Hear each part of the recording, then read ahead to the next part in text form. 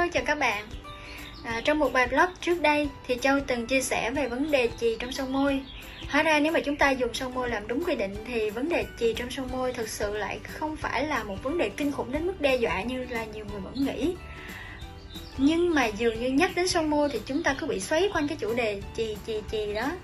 Cứ xoáy vào chủ đề đó nhiều đến mức chúng ta quên đi một yếu tố khác rất đáng để phải lưu tâm hơn, đó là vấn đề màu hóa học.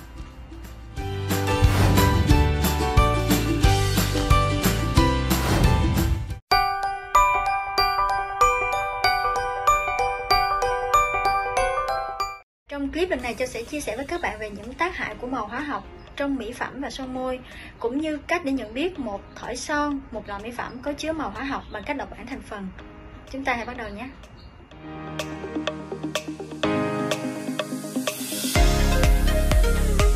Trước tiên là Châu muốn chia sẻ với các bạn một chút về việc tại sao nhà sản xuất lại chuộng dùng màu hóa học đến như vậy.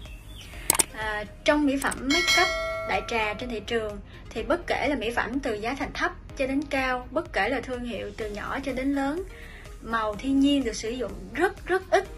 Mà có thể nói phần lớn son và các mỹ phẩm make up thường sử dụng màu hóa học, còn gọi là màu coal tar colors. Màu hóa học cũng còn có cái tên gọi khác là màu FD&C hoặc là màu D&C hay là Lake. Lý do đơn giản cho cái việc màu hóa học luôn được sử dụng nhiều như vậy là bởi vì màu hóa học nó sẽ cho ra thành phẩm có màu sắc tươi tắn và bắt mắt hơn rất nhiều so với màu thiên nhiên. Nó lên màu đậm và nó bền màu, và màu của nó lại rất là đa dạng nữa. Ngoài ra giá thành của màu hóa học lại cũng rẻ hơn rất nhiều so với màu thiên nhiên. Chưa kể đến việc là về mặt điều chế mỹ phẩm, nếu mà chúng ta dùng màu hóa học thì sẽ dễ điều chế được một sản phẩm có tính bền màu hơn. Còn nếu dùng màu thiên nhiên thì lại đòi hỏi là cái đội ngũ nghiên cứu về chế biến phải mất rất nhiều công sức và thời gian hơn để nghiên cứu và ổn định một cái công thức mà toàn sử dụng màu thiên nhiên. Như vậy nếu các bạn là nhà sản xuất thì các bạn sẽ làm gì? Ok, dùng màu hóa học vừa rẻ, vừa dễ điều chế, lại bền màu, mà người tiêu dùng thì lúc nào cũng thích bền màu lâu trôi, nhưng lại muốn an toàn. Các bạn có thấy cái sự mâu thuẫn ở đây không? Do đó nếu mà một nhà sản xuất họ không nói chung là theo kiểu business và họ không có để ý đến, họ không cần bận tâm gì đến về vấn đề sức khỏe người tiêu dùng thì chắc chắn họ sẽ lựa chọn màu hóa học, bởi vì rất nhiều những lợi ích như là son lên màu bắt mắt này, giá thành lại rẻ này, và lại dễ điều chế nữa, và mất ít thời gian công sức hơn để ổn định công thức nữa. Đó là lý do rất nhiều nhà sản xuất chọn sử dụng màu hóa học cho các sản phẩm make up và các mỹ phẩm dưỡng da.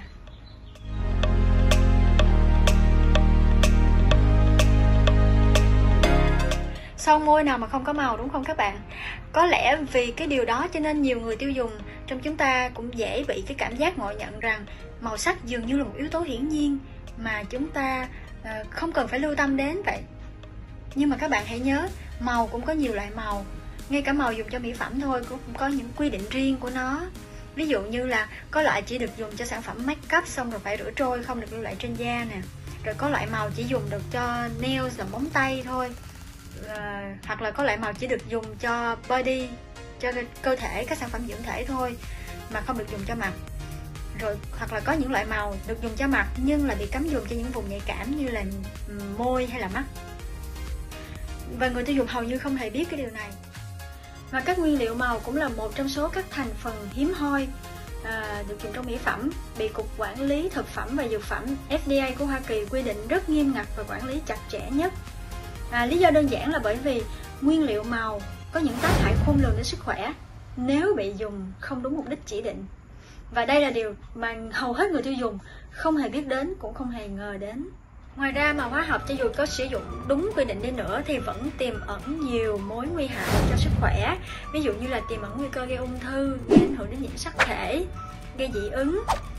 Với mẹ bầu thì màu hóa học có thể gây sinh con dị tật, ảnh hưởng đến thai nhi. Và có lẽ các bạn cũng không biết là chì trong son môi nhiều hay ít cũng có liên quan đến việc bạn sử dụng nguyên liệu màu gì trong son môi nữa.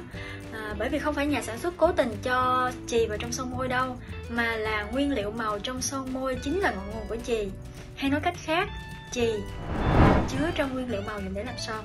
Hiện nay chỉ có một số loại màu hóa học đang bị cấm sử dụng, và còn rất nhiều các loại màu hóa học khác đang nằm trong cái vùng gọi là vòng nghi vấn tức là nó vẫn đang được sử dụng rất rộng rãi trong mỹ phẩm lẫn thực phẩm. Và ít nhiều có bằng chứng cho thấy rằng nó gây ảnh hưởng đến sức khỏe của người tiêu dùng. Tuy nhiên nó đang chờ thêm các nghiên cứu rõ ràng hơn để có kết luận cấm. Đó là lý do vì sao mà mẹ bầu hay mẹ cho con bú luôn được khuyến cáo là không nên sử dụng mỹ phẩm trang điểm thông thường. Bởi vì sao? Bởi vì nó không phải chỉ đơn giản là vấn đề của chì nữa, mà là mỹ phẩm trang điểm thông thường thường sử dụng màu hóa học, và màu hóa học có thể gây ảnh hưởng đến sức khỏe của mẹ bầu và thai nhi.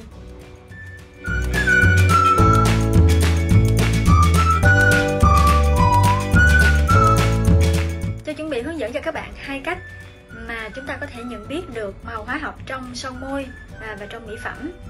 Đó là nhận biết bên ngoài bằng trực quan, cách này chỉ có tính chính xác tuyệt đối thôi, và nhận biết thông qua bảng thành phần mỹ phẩm, đây là cách có tính chính xác tuyệt đối.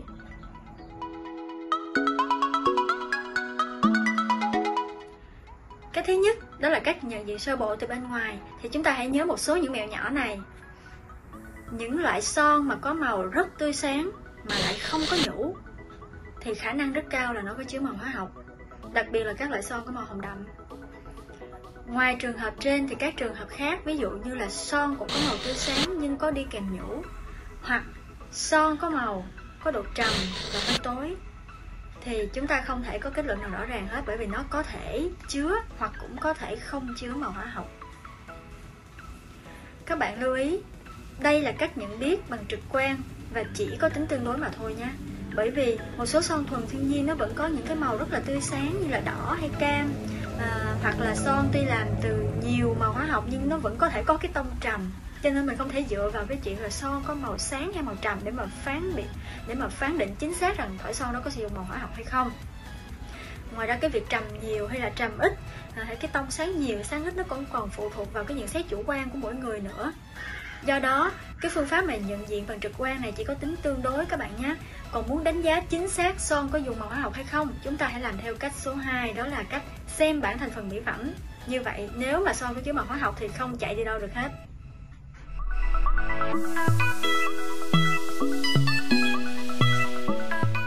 Cách thứ 2, đọc bảng thành phần mới là cách chính xác nhất giúp cho các bạn nhận biết được một món mỹ phẩm có chứa màu hóa học hay không.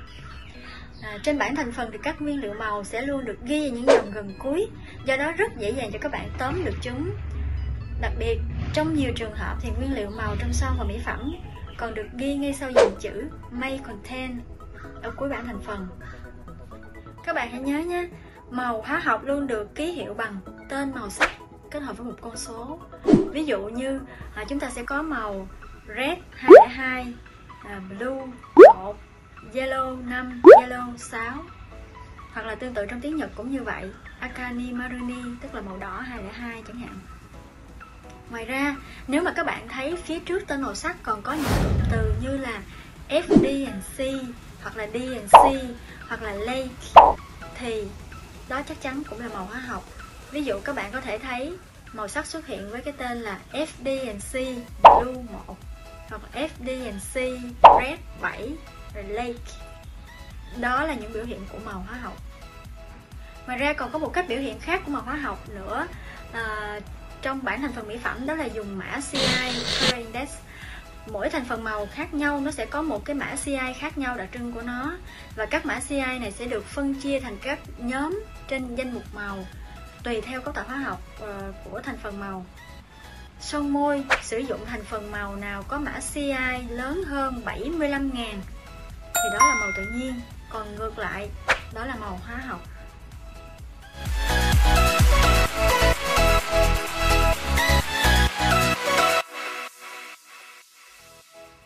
Ok, bây giờ cháu muốn các bạn hãy cùng Châu điểm qua một số ví dụ cụ thể trên những sản phẩm thực để chúng ta có thể nhận biết được cách đọc màu hóa học trên bảng thành phần mỹ phẩm nhé.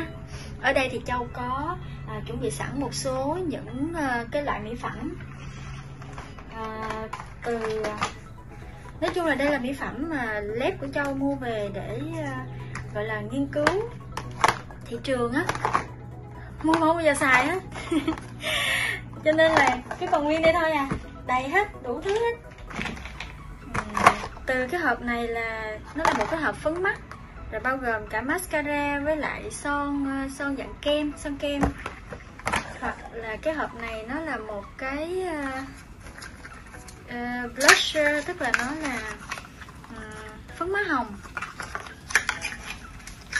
Rồi hoặc là ở đây Châu cũng có một cái set 2 thỏi son, hoặc là ở đây là một cái thỏi son mà chắc nhìn nhiều người cũng biết rồi ha, son mát. Nói chung là chỗ còn nguyên luôn á, mình cứ mua về trét thử lên tay vài lần coi nó làm sao, nó bám mà với cỡ nào, nhưng mà không bao giờ xài lên miệng hết, không bao giờ dám xài hết. Và đây là một thỏi son của thương hiệu mà Châu đang sử dụng. Cái này thì xài.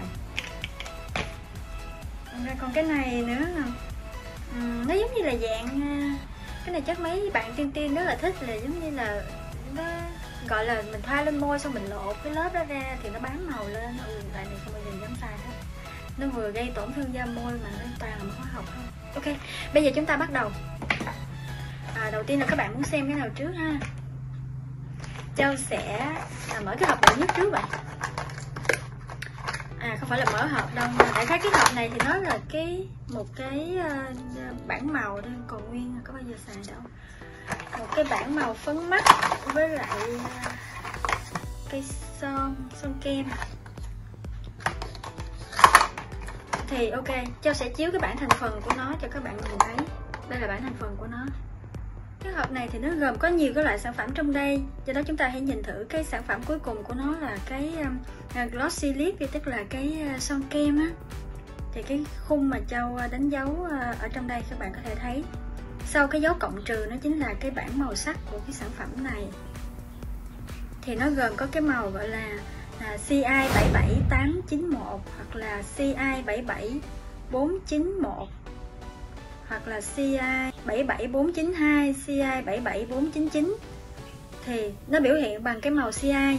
Và các bạn thấy rằng cái màu CI này là nó trên 75.000 đúng không ạ? Tức là đây là màu tự nhiên. Tuy nhiên sau đó nó tiếp nối bằng một loạt các cái màu như là Red 7 Lake. Và cái số CI của nó các bạn cũng nhìn thấy là 15850, tức là nhỏ hơn 75.000, mà lại có cái ký hiệu là Red 7 Lake, tức là tên màu cộng với lại số 7 rồi cộng với lại chữ Lake. Đây chính là biểu hiện của màu hóa học. Ngoài ra nó có cái gọi là Yellow 5 Lake, thì đây cũng là tên màu cộng với một con số cộng với từ Lake, thì đó chính là màu hóa học. Các bạn nhìn thấy số CI của nó 19140, điều này cũng rất là tương đương với cách nhận biết, đó là màu hóa học thì sẽ có số CI nhỏ hơn 75.000. Hoặc là kế tiếp các bạn lại thấy Blue 1 Lake, rồi Red 27 Lake, Red 6. Thì tất cả những cái màu này đều là màu hóa học hết.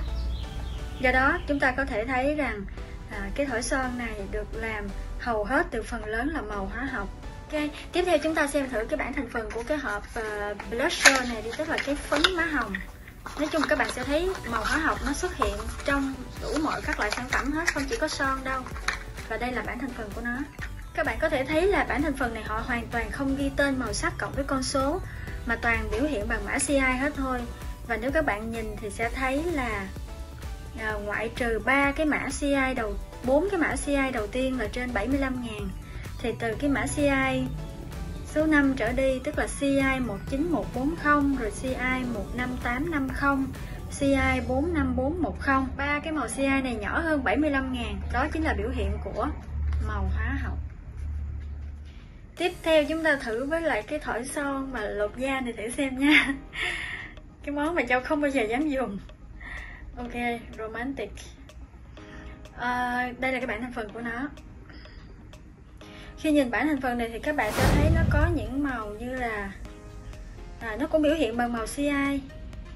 Và chúng ta nhìn 3 cái màu CI gần cuối thì nó sẽ là 19140, CI 15985 và CI 15850. Nó nhỏ hơn 75.000. Do đó cái thỏi son lột da này cũng sử dụng màu hóa học. Hầu hết các loại mỹ phẩm trang điểm thường sẽ có kết hợp giữa màu tự nhiên và màu hóa học. Lý do họ dùng màu tự nhiên là bởi vì màu tự nhiên tạo ra cái tông trầm như lúc nãy Châu có nói vậy đó. Nếu dùng màu hóa học không thì nó là chỉ có cái tông tươi thôi. Do đó người ta thường kết hợp cả hai. Cho nên cái khó nhất của nhà sản xuất đó là mình phải làm sao để ra được một sản phẩm vừa có cái màu mình ưng ý mà vừa không phải đụng đến màu hóa học. Ok, tiếp theo chúng ta thử với cái set mà 2 thỏi son này xem thế nào nhé. Như cái set 2 thỏi son này thì các bạn có thể thấy nó sử dụng khá là nhiều màu hóa học. Nếu không muốn nói là rất nhiều, ví dụ như là blue 1 lake, yellow 5 lake, yellow 6 lake, red 40 lake, red 6 lake, red 7 lake, red 27 lake, red 28 lake, red 30 lake, red 33 lake. Ôi, thấy xinh xinh vậy chứ mà toàn là hóa chất không à. Son mát có là ngoại lệ không nha. Ok, nhìn cái màu thì rất là đẹp đó. Nói chung là cái màu này Châu rất là thích, mà Châu không xài đâu. Ok, chúng ta nhìn cái bảng thành phần của nó nha. Nhìn vào đây thì các bạn có thể thấy là nó sử dụng các loại màu hóa học như là nhiều quá, tức là chúng ta sẽ xem từ sau cái dấu cộng trừ các bạn nhé. Lướt một vòng thì chúng ta sẽ thấy màu blue 1 lake, red 6 lake, red 7 lake, red 21 lake, red 28 lake, red 30 lake, red 33 lake, yellow 5 lake, yellow 6 lake, yellow 10 lake. Oh my god. Thật ra đối với một cái thỏi son mà cái màu trầm như thế này hoàn toàn có thể làm được nếu chỉ dùng màu thiên nhiên thôi mà không cần dùng màu hóa học. Tuy nhiên Châu có nói việc dùng màu hóa học thì đơn giản hơn rất nhiều cho nhà sản xuất, và đó là lý do Châu sẽ không sử dụng. Ok, cùng là trắng đen đó, nhưng mà để xem cái thỏi trắng đen bên đây nó có khác gì cái thỏi trắng đen bên đây hay không các bạn nha. Bây giờ Châu sẽ đọc bảng thành phần của cái thỏi trắng đen bên đây. Đây là một thỏi son có màu wow, đây là cái màu đỏ gạch mà Châu rất là thích, để thơm nữa chứ. Ok, chúng ta sẽ đọc bảng thành phần của nó. Theo như đó thì chúng ta sẽ thấy sau cái chữ may contain, tức là dấu cộng trừ á, thì nó sẽ có là CI 77091, rồi titanium dioxide là CI 77891, rồi iron oxide là CI 77489, 77491, 77492, 77499 hết. Và tất cả những mã CI này đều lớn hơn 75.000, chứng tỏ là thỏi son này sử dụng 100% màu thiên nhiên, hoàn toàn không chứa màu hóa học. Và đó cũng là lý do mà Châu sử dụng thỏi son này. Bản tóm tắt này sẽ hữu ích cho các bạn. Màu hóa học hiển thị trên bảng thành phần mỹ phẩm với các đặc điểm. Thứ nhất, nguyên liệu màu thường được ghi ở những dòng cuối, thường là cuối cùng của bảng thành phần, hoặc sau cụm từ may contain. Thứ hai, màu hóa học sẽ gồm tên màu sắc cộng một con số, ví dụ red 202, blue 1. Thứ ba, nếu có chứa một trong các cụm từ như FD&C, D&C, lake thì đó chắc chắn là màu hóa học, ví dụ FD&C blue 1, FD&C red 7 lake. Thứ tư, nếu thành phần màu của son được biểu hiện dưới dạng mã CI, mã CI lớn hơn 75.000 là màu tự nhiên, ngược lại là màu hóa học. Các bạn thấy sao? Hơn cả vấn đề chì, rõ ràng màu hóa học mới là vấn đề mà chúng ta rất cần phải quan tâm. Giống như câu chuyện gần đây về paraben vậy đó. Trước giờ nhiều nơi vẫn dùng mỹ phẩm chứa paraben, vẫn sản xuất ầm ầm và bán ầm ầm. Thế nhưng đùng một phát, thời đại khoa học kỹ thuật và thông tin phát triển, nhiều nghiên cứu cảnh báo là dùng 5 dẫn xuất của paraben là độc hại cho sức khỏe. Thế là hàng nghìn sản phẩm bị thu hồi và người tiêu dùng thảng thốt, giật mình, phải nói là thảng thốt vì quá sốc. Một sản phẩm mình đang sử dụng như vậy tự nhiên bị cấm bán, bị cấm sử dụng. Và đây là chuyện xảy ra thế kỷ 21 các bạn nhé. Có thể nói là khoa học ngày càng phát triển hơn thì chúng ta mới có cơ hội để nhận thức rõ hơn mức độ an toàn của các thành phần mỹ phẩm. Nếu bạn muốn chắc chắn trong phòng an toàn thì chính bạn chứ không ai khác từ bây giờ hãy kiêng dè, hạn chế hoặc hãy từ bỏ màu hóa học đi mà thôi. Vì chúng ta đâu biết được rằng sắp tới sẽ đến lượt màu nào, thành phần nào sẽ bị cấm nữa, đúng không nào? Và một điều chắc chắn đó là phụ nữ mang thai và đang cho con bú, chúng ta hãy tuyệt đối nói không với son môi và các sản phẩm mỹ phẩm chứa màu hóa học các bạn nhé. Các bạn đừng quên like, share video này cho những người thân yêu. Và đừng quên nhấn nút subscribe kênh để kết nối cùng Châu nhé. Trong những video lần tới, Châu sẽ chia sẻ với các bạn nhiều hơn về cách đọc bảng thành phần mỹ phẩm, nhận biết những thành phần nào có lợi cho làn da và sức khỏe, cũng như những thành phần nào có hại cho làn da và sức khỏe mà chúng ta cần phải tránh. Chúc các bạn luôn khỏe và xinh.